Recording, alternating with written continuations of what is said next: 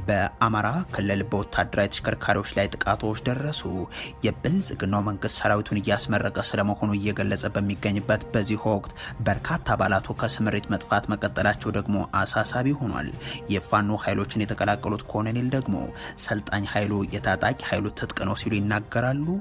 ዝርዝሩ ተዘጋጅቷል። ያለ ካሳና ምትክ ቦታ የተፈናቀሉ አርሶ አደሮች ራሳቸውን አጠፉ። መንግስት በበኩሉ ካሳ ይከፈለን ብለው ክስ የመሰረቱትን አርሶ አደሮችን አስሯል። ካሳ መጠየቃቸውን በሽብር የሚያስከሳቸው ስለመሆኑ ዝቶባቸዋል። ተጨማሪ ያለን የአብን በህዝብ የተመረጡ ተወካዮች ቀርተው በገንዘብ የተመረጡ አባላቶች ትናንት ጉባኤ አካሄድም ብለዋል። የህዝብ ተወካዮች ምክር ቤት አባሉ ደሳሌ ጫኔ የብልጽግና ተሿሚው አንጃ ሰዎች እንጀራ ለመብላት የሚያደርጉት ነው ብለውታል። ሰሙታላችሁም። ከኢንተርኔት አገልግሎት በተቆራረጠችው ኤርትራ የቲክቶክ ቪዲዮዎች እየተሸጡ መሆኑ ተሰማም። ለአንድ ቲክቶክ ቪዲዮም 47 ናቅፋ ድረስ ተመን ወጥቶለታል ተብሏል። የምንመለከተው ጉዳይ ይሆናል። በትግራይ ክልል የመጠለያ ካምፖች እየፈረሱ ስለመሆኑ ተነገረም። 92 የክልሉ ትምህርት ቤቶችም ተፈናቃዮች ተጠልለውባቸው እንደሚገኙ ድርጅቱ አሳውቋል። ሌላኛው መረጃችን ነው። ዚምባብዌ በአሜሪካ ምርቶች ላይ የተጣለውን ታሪፍ ልታነሳ ነው። ይህን ውሳኔ ያሳለፈችው ደግሞ ፕሬዚደንት ዶናልድ ትራምፕ ከዚምባብዌ ወደ አሜሪካ በሚገቡ ምርቶች ላይ የ18 በመቶ ታሪፍ ከጣሉ ከቀናት በኋላ ነው። የተወደዳችሁ የኢትዮ ፎረም ቤተሰቦች አብራችሁን ስትቆዩ እነዚህን እና ሌሎችን መረጃዎችን ታደምጣላችሁ። ሰናይ ቆይታ ይሆንላችሁ። በአማራ ክልል በወታደራዊ ተሽከርካሪዎች ላይ ጥቃት ደረሰም። የብልጽግናው መንግስት ሰራዊቱን እያስመረቀ ስለመሆኑ እየገለጸ በሚገኝበት በዚህ ወቅት በርካታ አባላቱ ከስምሪት መጥፋት መቀጠላቸው ደግሞ አሳሳቢ ሆኗል። የፋኖ ኃይሎችን የተቀላቀሉት ኮሎኔል ደግሞ ሰልጣኝ ኃይሉ የታጣቂ ኃይሉ ትጥቅ ነው ሲሉ ይናገራሉ። 20 ወራትን ያስቆጠሩ ጦርነት በየዕለቱ ህይወታቸውን ከሚነጥቃቸው ዜጎች ባሻገር ማህበራዊና ኢኮኖሚያዊ ቀውስንም እያስከተለ የቀጠለ ነው። እየተካሄደ በሚገኘው ጦርነት ሳቢያም የንግድ ስራው ተቀዛቅዟል። በየቦታው የሚጣል ቀረጥ፣ ዘረፋና እገታ ነጋዴዎችም አሽከርካሪዎችንም እያስመረረ ያለ ጉዳይ ሆኗል። ከጦርነቱ ጋር በተያያዘ በተደጋጋሚ የመንገድ መዘጋጋት፣ ዝርፊያ፣ የማህበረሰቡ የመሸመት አቅም ውስንነትም ነጋዴዎችን ከንግድ ስራ እያስወጣ ስለመሆኑ ነው የሚናገሩት። የጦርነቱ ሁኔታ ሰላም ስላለ የመዘረፉ መንገድም የመዘጋጋት ሁኔታ ስላለ ነጋዴው እንደፈለገ ማለፍ አይችልም። ቀረጥ አለ፣ መንገድ ላይ የሚከፈል ብር አለ፣ የግብር የኪስ አለ። ያንን አልፎ ነው በቃ ነጋዴው በጣም ወጪ አብዝቶ ስለሚሄድ ያንን አስቦ ለህዝቡ ያደርሳል። ያ ሲሆንበት ህዝቡ ተጠቃሚ እየሆነ አይደለም። አሁን አንዳንድ ሰዎች ራሱ እኛ አካባቢ ስራ እየተው እየለቀቁ እየወጡ ነው። የቤት ኪራይ ብቻ መክፈል ብቻ ሆነብን እና ግብሩም የቤት ኪራዩም ሲሆን እጅግ በርካታ ሰው ከስራው ውጭ ሆኖ ነው። እንዲህ ያለው ቀውስ ሲቀጥል ዘንድ የሚሻ የሚመስለው አገዛዙ ለችግሩ መሰረታዊ የሆነ ፖለቲካዊ መፍትሄን ከመስጠት ይልቅ ወታደራዊ ስምሪቱ ላይ ነው የቀጠለው። ይህ የሀገር ዳር ድንበርን ይጠብቅ ዘንድ የሚጠበቅ ሰራዊት በየአካባቢው ለሚፈጸሙ ጥቃቶች ሰለባ መሆኑም አልቀርም። ዛሬ በማዕከላዊ ጎንደር በበርካታ ተሽከርካሪዎች ሲጓጓዙ የነበሩ የመንግስት ኃይሎችም አይብጋ ተብሎ በሚጠራ አካባቢ በተፈጸመ ጥቃት ሰዎችና ወታደራዊ ተሽከርካሪዎች ለጉዳት ተጋልጧል። በመሰል ጥቃቶች ለጉዳት ከሚጋለጠው ሰራዊት ባሻገር ለወራት ስልጠና የተሰጣቸው በተለይም የክልሉ የሚሊሻና አድማ ብተና አባላት ደግሞ ከስምሪት ቀጠናዎች መጥፋታቸው ላገዛዙ አሳሳቢ ጉዳይ ሆኗል። ከሳምንት በፊት የአማራ ክልል ፖሊስ ኮሚሽን በ33ኛ ዙር የስልጠና ምድቡ ከ10 ሺህ በላይ የአድማ መከላከልና መደበኛ ፖሊስ አባላትን በብር ሸለቆ አስመረቁ ማለቱ የሚታወስ ነው። ባለፉት ተከታታይ ቀናት ከተለያዩ የክልሉ አካባቢዎች የሚወጡ መረጃዎች የሚያሳዩት ደግሞ በቁጥር በርከት ያሉ የሚሊሻና የፖሊስ አባላት ከስምሪት ቦታዎች ላይ መጥፋታቸውን የሚያመላክቱ ሆኗል። እንዲያም ሆኖ አሁንም ወታደራዊ ማሰልጠኛዎች ላይ በርካቶችን አሰልጥነን አስመረቅን የሚለው ወቅታዊ አጀንዳ ነው። ከጥቂት ወራት በፊት የፋኖ ኃይሎችን የተቀላቀሉት የቀድሞ የመከላከያ ሰራዊቱ አዛዥ ኮሎኔል አበራ ዛናው ደግሞ ስለ እነዚህ ሰልጣኞች ይናገራሉ። አሁንም ብር ሸለቆ ጦል ላይ እያስመረቀ ነው። እሰየው ያስመርቅ። ምክንያቱም እነኚህ ሰዎች ታጥቀው ሲመጡ አብዛኛው ከድቶ ወደኛ ነው የሚመጣ። የተወሰነውም ስለምንደመስሰው መሳሪያ ስለምናገኝ ለኛ ለትጥቅ ትግላችን ወደፊት ለማድረግ በቅርብ ጊዜ ሁሉን ነገር መቆጣጠር እንችላለን። የአማራ ክልል ብልጽግና የፋኖ ኃይሎችን ከህዝብ ተነጥሏል፣ ተራ ድንፋታ ላይ ናቸው የሚል ማብራሪያን ማቅረቡን መዘገባችን የሚታወስ ነው። ያለ ካሳና ምትክ ቦታ የተፈናቀሉ አርሶ አደሮች ራሳቸውን አጠፉ። የብልጽግናው መንግስት በበኩሉ ካሳ ይከፈለን ብለው ክስ የመሰረቱበትን አርሶ አደሮችን አስሯል። ካሳ መጠየቃቸውን በሽብር የሚያስከስሳቸው እንደሆነ ተገልጿል። ያለ ካሳና ልዋጭ ቦታ ቤት ንብረታቸውን በመንግስት ግሬደር የፈረሰባቸው ራሳቸውን ከመግደላቸው በተጨማሪም ሌሎችም ጎዳና መውጣታቸውን ከኦሮሚያ ክልል ርዕሰ መስተዳድር ቢሮ ለኢትዮ ፎረም የደረሰው መረጃ ያመለክታል። ከገጠር እስከ ከተማ ሚሊዮኖችን ያፈናቀለውና እያፈናቀለ የቀጠለው ብልጽግናው መንግስት ከተማውንም አርሶ አደሩንም ከኖረበት ቤቱና ንብረቱ እየነቀለውም ቀጥሏል። አዲስ አበባን ጨምሮ በተለያዩ አካባቢዎች ለእግረኛ መንገድና ብስክሌት መንጃ ተብሎ የሚፈናቀሉ የከተማ ነዋሪዎች በበረከቱበት በዚህ ወቅት አርሶ አደሮች ደግሞ በጦርነቶች እየተፈናቀሉ ናቸው። ከቦረና ዞን ያቤሎ ከተማ የተሰማው ዜና ደግሞ ከዚህ ለየት ያለ ነው። የኢትዮጵያ አየር መንገድ በቦረና ዞን ያቤሎ ከተማ አዲስ አየር ማረፊያ ግንባታ እንዲያከናውን በመንግስት ትዕዛዝ ከተሰጠው በኋላ 128.2 ሄክታር መሬት እንደሚያስፈልገው ለክልሉ መንግስት አሳወቀ የሚለው ከአቶ ሽመልስ አብዲሳ ቢሮ የተገኘው መረጃም ይህ መሬትም እንዲዘጋጅ ተደረገ ሲል ያክላል። ይህንን ከ128 ሄክታር በላይ የሆነን መሬት ለማግኘት ደግሞ የአርሶ አደሮችን መሬት መውሰድ ያስፈለገ ሲሆን በዚህም መሰረት ያለምንም ምክክርና ማስታወቂያ የ61 አርሶ አደሮች ቤትና መሬት ለአውሮፕላን ማረፊያ ይሆን ዘንድ ተዘጋጀ ይላል። አርሶ አደሮቹ መንግስት ካሳ ሊከፍለን ይገባል ብለው ሲጠይቁም የባንክ ሂሳብ እንዲከፍቱ ተነግሯቸው በኦሮሚያ ህብረት ስራ ባንክ ደብተር ከፍተው መጠባበቅ ጀመሩ ሲልም ነው መረጃው የሚያክለው። ሆኖም አርሶ አደሮቹ የመንግስትን ምላሽ እየተጠባበቁ ባለበት ሰዓት የብልጽግና ኃላፊዎች የተፈናቀላችሁት ለቦረና ህዝብ ለውጥና እድገት ስለሆነም ካሳውን አጠብቁ ብለው መልስ ሰጥቷቸዋል ተብሏል። በዚህ ሀሳብ ቅር መሰኘታቸውን ያስተዋለው መንግስትም በአባ ገዳዎች በኩል ተመሳሳይ መልእክት እንዲደርሳቸውና የተፈናቀልነው ለቦረና ህዝብ ሲባል ነው ብላችሁ እረፉ የሚል ትዕዛዝ እንዲነገራቸው ተደርጓል። በድርጊቱና ፍትህ በማጣታቸው ያዘኑት አርሶ አደሮችም ጉዳዩን ወደ ፍርድ ቤት ወስደው ክስ መመስረታቸውን መንግስት ይደርስበታል። የተፈናቀሉ 61 አርሶ አደሮች መካከልም እነዚህ በምስሉ ላይ ስማቸው የተዘረዘሩት ክሱን የመሰረቱት አቶ ጉዮ ኮሲል፣ አቶ ሊበን ጠንጌም፣ ሲራ ማሊቻም፣ አባሾሩ ሀሱማና ባካሳ ቦሮ የተባሉ አርሶ አደሮች መሆናቸውንም ሰምተናል። የእነዚህን አርሶ አደሮች የፍትህ ጥማትና የዳኝነት ፍለጋ መውጣትን እንደ ድፍረት የቆጠረው የኮር የነገኛ መዋቅርም 5ቱን አስሯቸዋል ተብሏል።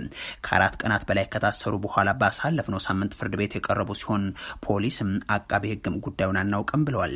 በግላቸው ግን መንግስት ላይ የመሰረታችሁትን ክስ ካላነሳችሁ በሽብርተኝነት እንከሳችኋለን በሚል ዛቻ እንደተነገራቸውም ሰምተናል። ከነዚህ ተፈናቃይ አርሶ አደሮች መካከል ከፊሎቹ በያቤሎ ከተማ ከነቤተሰቦቻቸው የጎዳና ህይወት መጀመራቸውን የገለጹልን የዓይን እማኞች አቶ ደበላ ሊበን የተባሉ አርሶ አደር ግን ተፈናቅለውም ካሳም እንደማይሰጣቸው ሲያውቁ ራሳቸውን አጥፍተዋል ብለውናል። ከኢንተርኔት አገልግሎት ጋር እንግዳ በሆነችው ኤርትራ የቲክቶክ ቪዲዮዎች እየተሸጡ መሆኑ ተሰማም። ለአንድ የቲክቶክ ቪዲዮም 47 ናቅፋ ተመን ወጥቶለታል ተብሏል። እንደ አቶ የማነ ገብረ መስቀል ያሉ የገዢው አባላት በስተቀር በዛች ሀገር የኢንተርኔት አቅርቦት የለም። ዳታ ፖርታል የተሰኘው ድረገጽ ላይ የተነበበው መረጃ እንደሚያመላክተው በኤርትራ ውስጥ ኢንተርኔት የሚጠቀሙ ሰዎች 50 ሺህ ገደማ ብቻ ናቸው። 4 ሚሊዮን ከሚደርሰው የኤርትራ ህዝብ ውስጥ የፌስቡክ አካውንት ያላቸው ዜጎች ደግሞ 19 ሺህ ናቸው። አገዛዙ ጥብቅ ቁጥጥር በሚያደርግባቸው ጥቂት የኢንተርኔት ካፌዎች በኩል እጅግ ዘገምተኛ የሆነ የኢንተርኔት አቅርቦት ያለ ሲሆን እነዚህ የኢንተርኔት ካፌዎችን በዩቲዩብ እና በቲክቶክ የሚለቀቁ መረጃዎችና የመዝናኛ ስርጭቶችን በችርቻሮ እየሸጡ ነው ተብሏል። የሀበሻ ቲክቶክ 47 ናቅፋ፣ አስቂ ቲክቶክ 26 ናቅፋም፣ የኳስ ቲክቶክ 10 ናቅፋም፣ ዋው ቲክቶክ 30 ናቅፋ ዋጋ ተተምኖላቸዋል። በዩቲዩብ እና በሌሎች የኢንተርኔት አቅርቦት ላይ የሚገኙ ፊልሞች ደግሞ ከ20 እስከ 40 ናቅፋ እየተሸጡ መሆኑን ሰምተናል። ስደተኛ ኤርትራውያን በኢትዮጵያና በሌሎችም ሀገራት ውስጥ ሆነው የሚሰሯቸው በኢንተርኔት ላይ የሚያጋሯቸው ፊልሞችም ከድረገጽ ላይ ወርደው ይሸጣሉ። በዚህም በአዲስ አበባ ሆነው ኤርትራውያን ከሰሯቸው ፊልሞች መካከል መስገደል የተባለው ፊልም በ23 ናቅፋ ይሸጣል። በኤርትራ ምድር የኢትዮጵያ ባህልና ታሪክ የሚንጸባረቁበት የኪነ ጥበብ ስራ የማይሰራጭ ሲሆን እስከ 2010 ዓ.ም በነበረው ጊዜም በአማርኛ የሚናገር ሰውና አማርኛ ዘፈን የሚያዳምጥ ኤርትራዊ በሻቢያ ሲቀጣ ነበር። ይህንን አሰራር ከቅርብ ጊዜያት ወዲህ እየተወ እንደመጣ የሚታወቅ ሲሆን በትግራይ ክልል ውስጥ ኢትዮጵያንን ሰርተው በኢንተርኔት ያሰራጯቸው ፊልሞችንም በኤርትራ ኢንተርኔት ካፌዎች ውስጥ ሲሸጡ ይገኛሉ። በዚህም ጊዜ ለኩሉ የተሰኘው ተከታታይ ፊልም በአንድ ኤፒሶድ በ20 ናቅፋ እየተሸጠ ነው። የአብን በህዝብ የተመረጡ ተወካዮች ቀርተው በገንዘብ የተመረጡ አባላቶቹ ትናንት ጉባኤ አካሄድን ብለዋል። የህዝብ ተወካዮች ምክር ቤት አባሉ ደሳለኝ ጫኔ የብልጽግና ተሿሚው አንጃ ሰዎች እንጀራ ለመብላት የሚፈልጉበት ነው ብለውታል። አገዛዙ ልክ እንደ ኢዜማ ሁሉ ባለፉት ዓመታት በተለይም የጥፋት ፕሮጀክቶችን ለማስፈጸም የተጠቀመበት ድርጅት ነው አብን። የብልጽግናው መንግስት ህጋዊ ይሆን ዘንድ ህገወጡን ምርጫ በማጀብ ወንበር ያጸኑ አመራሮችም አሉት። አብን ከ4 ዓመታት በፊት ጦርነት እንዲቀሰቀስ ከተቀሰቀሰ በኋላ ሚሊዮኖች እንዲገደሉ ሺዎች እንዲደፈሩ ምክንያት የሆነው ጦርነት ስትራቴጂካዊ ድጋፍ ለብልጽግናው መንግስት ሰጥቷል። ይኸው ፓርቲ ለዚህ የአማራና የትግራይ ህዝቦችን የማጋደል ፕሮጀክት ውለታው የተወሰኑ አመራሮችንም ከብልጽግናው በኩል ሹመት እንዲሰጣቸው ሆኗል። ትናንት ደግሞ ይህ ስብስብ 3ኛ መደበኛ ጉባኤውን ማካሄዱን በለጠ ሞላንም ሊቀመንበር አድርጎ መምረጡን በብልጽግናው ሁሉም ልሳናት በኩል አስነግሯል።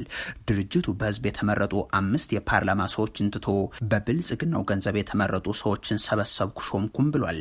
የፓርላማ አባሉ ደሳለኝ ጫኔም እነዚህን አካላት የብልጽግናው ተሿሚ አንጃ ሲሉ ይመድቧቸውና በምርጫው ወቅትም ቢሆን ድርጅቱ ያሸነፈበትን ውጤት ከብልጽግና ጋር ለስልጣን በተደረገ መስማማት እንዲገለበጥ ስለማድረጋቸው በቂ ማስረጃ የቀረበባቸው ወንጀለኞች ስለመሆናቸው ያነሳሉ። በኋላም በየጓሮው እየሾለኩ ድርጅቱን የብልጽግና እጅ መንሻ ያደረጉት ሲሉ አስታውሷል። አብን 3 ዓመታት ውስጥ ጉባኤ መጥራት ባለመቻሉም የፓርቲው ህልውና እንዲያከትምና በምርጫ ቦርድ ልዩ ችሮታ ካልሆነ በስተቀር በህግ እስካሁን ባይሰረዝም በተግባር ግን የመሰረዝ ዕጣ እንዲገጥመው ተደርጓል የሚሉት የፓርላማ አባሉ ከመኖሩ ይልቅ አለመኖሩ ለአማራ ህዝብ የሚጠቅም ፓርቲ ስለመሆኑም አስቀምጠዋል። የአማራ ህዝብን ባይጠቅም እንኳን የማይጎዳ ቢሆን ኑሮ የተሾሙ አመራሮች እንጀራ በልተውበት ቢያድሩት በግሌ ችግር የለብኝም ነበር ሲሉም አክሏል። አብን ጉባኤ እንዳያካሄድ ተደርጎ ሰቆቃዊ ሞት እንዲሞት የተደረገ ፓርቲ ነው። ተሿሚው አንጃ ትናንት አካሄድኩት ያለውን ጉባኤ ለመጥራት የሚያስችለው አካል ውሳኔ ያላሳለፈበት፣ ጉባኤ አዘጋጅ ያልሰየመበት፣ ማዕከላዊ ኮሚቴ ውሳኔ እንዲተላለፍም በአግባቡ ስብሰባ ያልተጠራበት ነው ሲሉም ነው የፓርላማ አባሉ ያሰፈሩት። አብዛኞቹ የትናንቱ ጉባኤ ተሳታፊዎችም የአብን አባላት መሆናቸው የማይታወቁም፣ የተደረገው ጉባኤም ሆነ የአመራር ምርጫውም እንዳልተደረገ የሚቆጠር፣ ፓርቲውም ህልውናው እንደሌለ የሚቆጠር፣ የጥቂት አመራሮች የጥቅማ ጥቅም ወይም ሴፍትኔት ፓኬጅ የዘለለ ፋይዳ የሌለው ድርጅት እንዲሆን በተጠና መንገድ ተደርጓል ሲሉም አንስቷል። በርካታ የዚህ ድርጅት አባላት በአሁኑ ወቅት በክልሉ የፋኖ ኃይሎች እያካሄዱት ባለው እንቅስቃሴ ውስጥ ወደ ጫካ የወረዱ ስለመሆኑ ተደጋግሞ የሚገለጽ ጉዳይ ነው። በትግራይ ክልል የተፈናቃዮች ካምፕ እየፈረሱ መሆኑ ተነገረም። መጠለያ ጣቢያዎች ማስተናገድ ከሚችሉት በላይ እየተጨናነቁ እንደሚገኙም ድርጅቱ ይፋ አድርጓል። ዓለም አቀፉ የስደተኞች ድርጅት IOM ባወጣው ሪፖርት መጠለያዎቹ በተፈናቃዮች ከመጨናነቃቸው ባለፈ እየፈረሱ ነው፣ በዚህም ሳቢያ በርካታ ተፈናቃዮች ለአስከፊ ኑሮ እየተዳረጉ ናቸው ሲልም አሳውቋል። በመጠለያዎቹ የሚገኙ የተፈናቃዮች ቁጥር መጠለያዎቹ ሊያስጠልሉት ከሚችሉት ቁጥር በላይ በመሆኑ ተጨናንቋል የሚለው ተቋሙም በየጊዜው ተጨማሪ አዳዲስ ተፈናቃዮች ወደ መጠለያ ጣቢያዎቹ በመግባታቸው እየፈረሱ ነው ሲል ነው የተገለጸው። መጠለያዎቹ ለመጨናነቃቸው በዋናነት የተጠቀሰው ምክንያት ደግሞ የቤት ኪራይ ተከራይተው በየአካባቢዎቹ ከሚገኙ ከተሞች ይኖሩ የነበሩ ተፈናቃዮች የሚከፍሉት ገንዘብ በማጣታቸው ወደ መጠለያዎቹ ተመልሰው መግባታቸው መሆኑንም አንስቷል። በሽራ አካባቢ የሚገኙ ማይሃንሳ፣ ህጻጽ፣ አዲ መሐመዳይ፣ አዲ ነብሬድ፣ ታህታይ ዳቦና ሌሎች መጠለያ ጣቢያዎች የሚገኙ ተፈናቃዮችም የደህንነት ስጋት ባልተደራጀና በከፋ ሁኔታ ላይ ናቸውም ብሏል።